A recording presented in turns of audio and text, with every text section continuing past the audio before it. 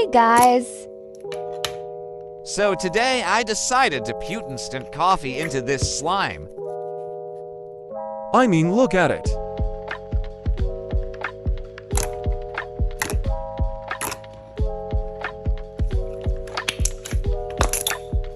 I have put coffee into slime before, but it was ground coffee.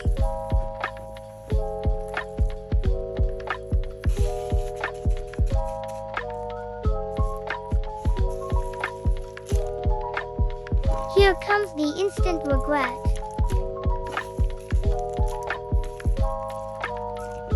It melted the slime down so fast. This doesn't look appetizing. What should I put in slime next?